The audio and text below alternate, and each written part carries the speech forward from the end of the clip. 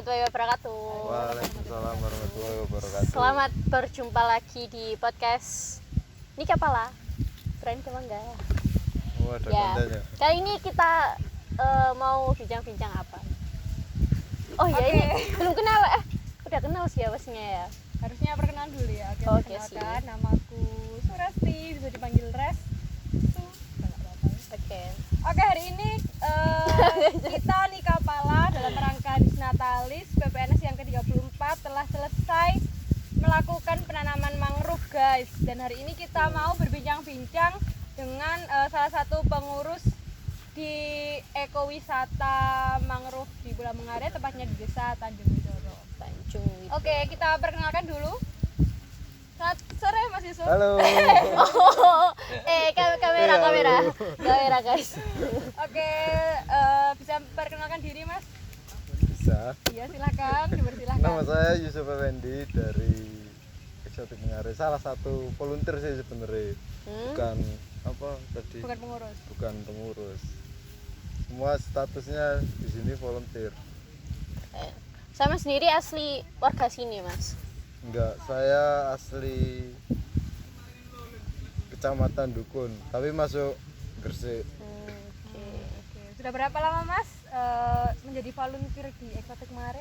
Dari tahun 2016. 16. Berarti sudah cukup lama ya, sekitar 5 tahunan. Mantap. Berarti mulai berdirinya Eksotik Mengare ini ya Mas ya, menjadi pionir juga ya? Sebelum berdirinya Eksotik Mengare. Loh, Eksotik Mengare ini emang berdirinya kapan itu, Mas ya? Kalau Eksotik Mengare ada sejak Juli 2017. Kalau teman-teman volunteer kan mulai 2016.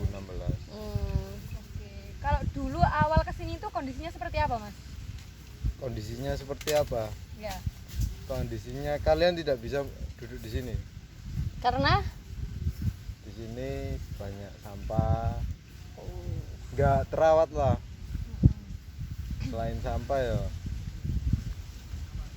ya umumnya sampah. Umumnya. sampah kan masalahnya seperti tidak ada masalah loh. Iya sih. Ya. Buang sungai, buang laut, selesai. Sampah. Kabarnya itu sini tuh kayak dulu itu luas gitu, Mas ya. Terus sekarang ada kayak penyempitan gitu nggak sih? Abrasi. Itu gimana itu? Oh, abrasi. Kata abrasi. Kalau dari data catatan Belanda itu tahun 1811.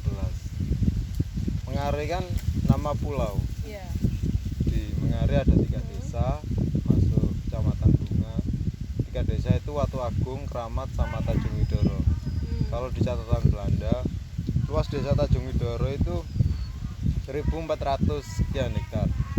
Data terakhir tahun 2008 luasnya tinggal 700 sekian hektar. Berarti sekitar 2 abad itu setengah ya Mas ya, setengah wilayahnya sudah Setengah lebih. setengah lebih ya, Kena wilayahnya abrasi. sudah terkikis karena abrasi. Itu bagian mana itu, Mas? Maksudnya yang menghadap ke Selat Madura langsung itu yang lebih ke kena abrasi itu. Yang menghadap ke Selat Madura kena abrasi. Pantai ini sebelumnya awalnya memang tambak, tapi abrasi yang paling tinggi itu di sebelah utara. Tempat Benteng penanaman Watu. ya? Nah, Oh, itu.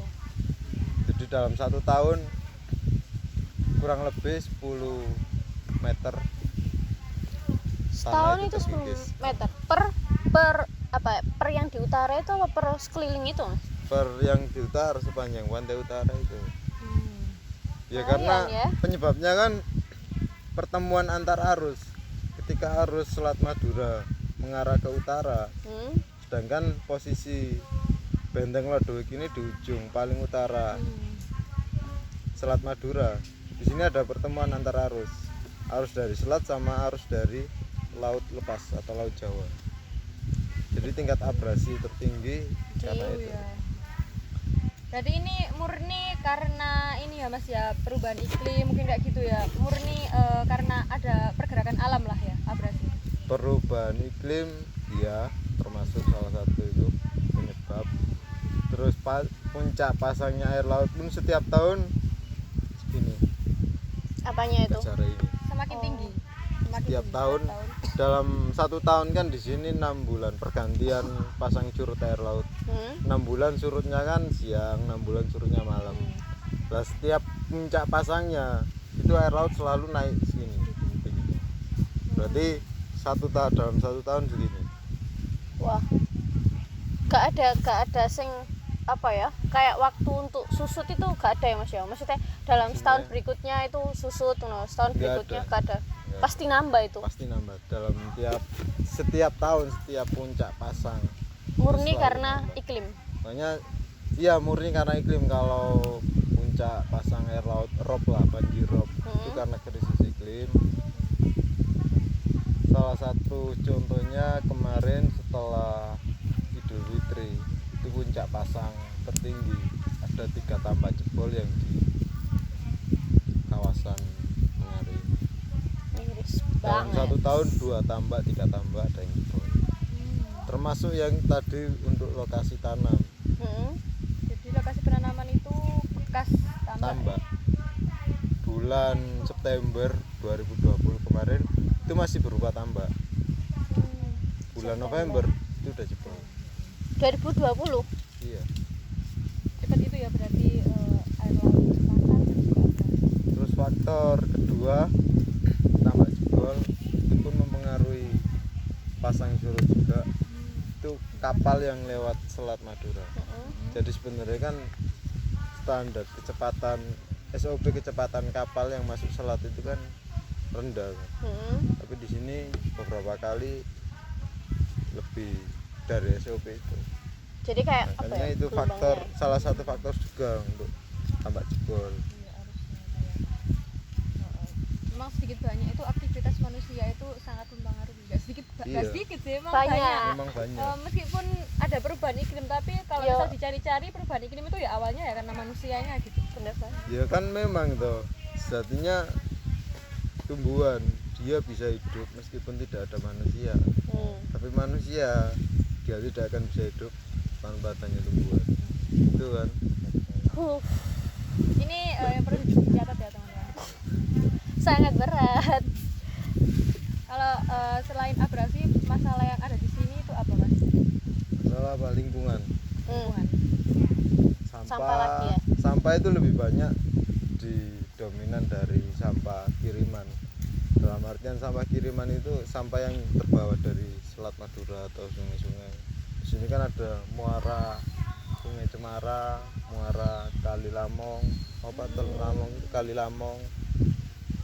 Ketika harus mengarah ke utara Selat Madura, pasti parkir sampahnya di sini. Itu kan mulai dari Surabaya, Gresik, muara-muara sungai itu kan penghasil sampah. Iya, betul. Sebenarnya penghasil sampah ya manusia. Karena kita kan buang sampahnya di pinggiran sungai, kemudian sampahnya itu hanyut ikut sungai, akhirnya mengarahnya ya ke muara, muaranya ke laut, ya udah akhirnya kembali lagi sebenarnya itu ke kita. Iya. Buang sampah ke sungai itu kan hanya memindahkan sampah gitu ya sebenarnya. Tapi dilihat-lihat itu kayak apa ya, kok bersih ya mas ya. Apanya? Itu emang secara berkala itu volunteer kayak melakukan bersih-bersih pantai apa gimana atau gimana? Di sepanjang pantai yang kan, ini. Kelihatan Kalau nggak sepanjang bersih. pantai ini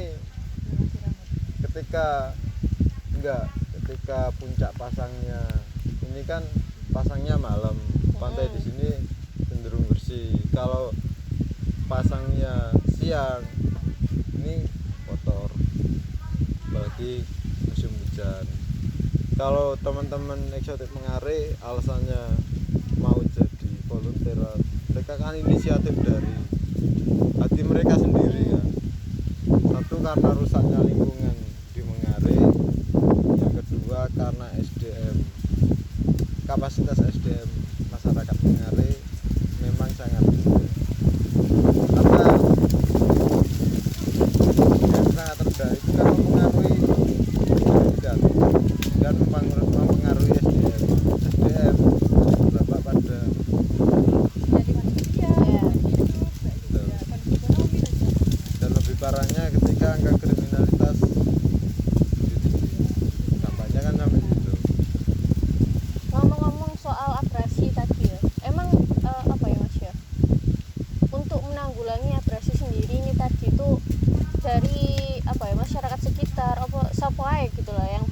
selain volunteer ini tadi gitu?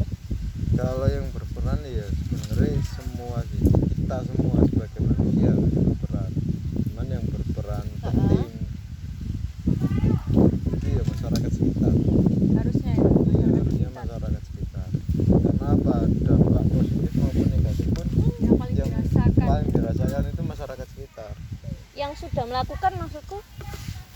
Apa yang Melakukan sudah dilakukan? Yang Apa sudah yang melakukan sudah dilakukan. pencegahan ini tadi gitu. jadi sebelum teman-teman eksotik Mengare yang dari luar Mengare Mm-mm. di kawasan ini itu banyak pemburu, entah itu pemburu apa burung, terus penebang liar. Sebelumnya banyak, terus apa pengambilan material cagar budaya Benteng Lodewijk itu pun terakhir sampai tahun 2016 pimpinan eksotik Mengare sendiri Mm-mm. melihat dengan matanya sendiri bahwa ada yang ambil material dari cagar budaya itu, Materialnya itu apa? Batu itu ya mas? batu bata di bawah pondasi. Kalau sekarang kan tahu paku bumi, Mm-mm. nah dulu itu pakai namanya terucuk dari kayu jati yang ukurannya 40 cm persegi. Nah itu bawahnya Benteng Lodewijk, pondasinya itu diambil. Nah sejak adanya teman-teman eksotik Mengare ya apa ya volunteer lah ya, secara bertahap mengajak masyarakat untuk sadar atas lingkungannya sendiri. Perlu diketahui ya teman-teman, kalau di sekitar area ini tuh ada Benteng Lodewijk yang sekarang dijadikan cagar budaya gitu ya. Itu kenang-kenangan dari Belanda, betul ya mas ya? Iya, Kenangan. Oke, kalau dari apa yang sudah dilakukan ya mas ya, mengajak masyarakat, kemudian merawat sekitar sini, kira-kira ada nggak mas dampak positif yang sudah dirasakan gitu sebelum dulu dan sekarang gitu? Salah satu dampak positifnya ini dibuka wisata kan lebih ke strategi teman-teman untuk wisata, untuk memantik perhatian pihak terkait yang selama ini Mengare terabaikan. Memang terabaikan ya, tahu sendiri jalan masuknya mulai dari Karangrejo sampai masuk Mengare kan. Sejak saya masuk tahun 2016 sampai sekarang ini masih tetap sama. Selama ini cuma beberapa perbaikan jalan, tapi ya yang dikatakan kota industri nggak sebanding dengan jalan desa, statusnya jalan desa kan. Terus adanya wisata ini kan memberi peluang apa ya, selama ini masyarakat mengandalkan mata pencariannya dari tambak, nelayan laut, nelayan sungai. Adanya wisata ini kan Menambah. ya berdampak lah, menambah mata pencarian mereka. Kalau ngomongin tadi ya mas ya, perhatian dari pihak terkait, kira-kira sampai saat ini apa yang sudah terjadi, apa yang sudah terjadi, Apa yang sudah apa yang diberikan sudah diberikan oleh atau pihak terkait? perhatian yang sudah ada itu gimana mas? Sampai saat ini, sampai detik ini belum ada apa-apa. serius? Meskipun Serius. ada eksotik Mengare Jadi, iya, wisata itu? sebelum kami buka, kami kan izin ke Dinas Pariwisata dan Kebudayaan Gresik. Malah kami dikira cari-cari anggaran. Dinas Pariwisata itu bangun bikin itu loh, board yang ada di jalan raya di Karangrejo. Apa bibit? Board Billboard ini. Oh terus? Buat? Harapan agak eksotik Mengare. Dan itu pun jarak tempuhnya 5 km, padahal kurang lebih 12 km. Lah, ini kok Cuma apa ya? itu. Gak dibawa kementerian apa ngono? Gak ada. Nggak ada. Berarti gak ada gitu, lepas pas gitu. Lepas. Berarti Itu perizinan itu belum ada. Sebelumnya kan kami izin ke pemerintah pemerintah desa.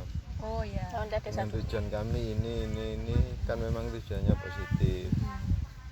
Pihak desa oke lah, silakan.